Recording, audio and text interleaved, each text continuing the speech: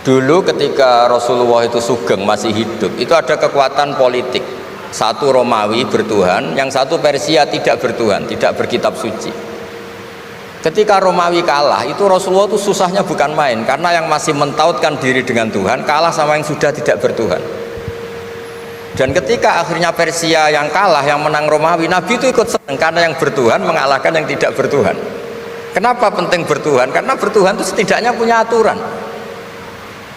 Melakukan ini dosa, melakukan ini dosa, empati sama fakir miskin itu ibadah. Semua agama pasti sama di tema-tema seperti itu, sehingga berketuhanan ini penting sekali. Kata Pak Quraisy tadi, berketuhanan itu luar biasa.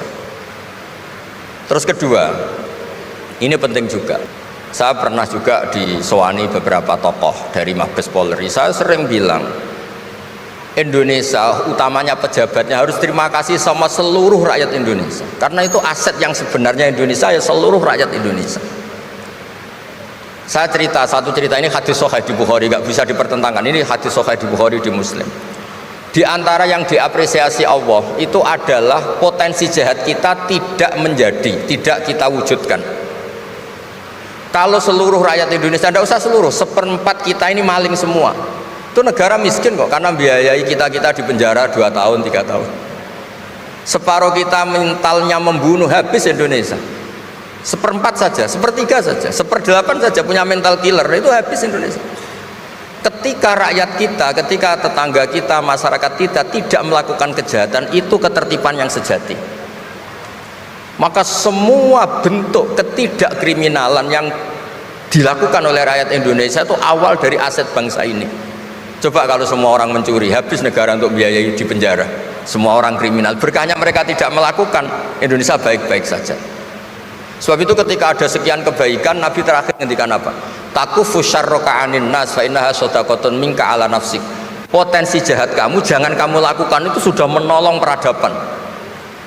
Para gadis tetap gadis karena nggak diperkosa. Orang yang punya kambing satu tetap punya kambing satu karena nggak dicuri.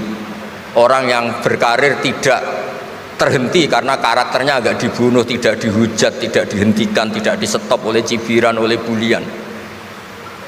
Maka di antara 7 orang yang dilindungi Allah, fi dzillihi yauma la dzilla illa dzilluh, itu Nabi hanya cerita orang yang nggak jadi.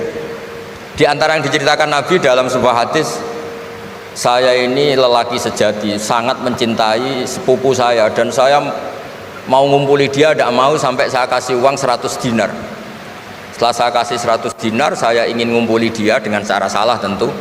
Dia gak mau dan berpesan, la tafuddal khatam illa bihaqqi. Kamu jangan ngumpuli saya sebelum nikah.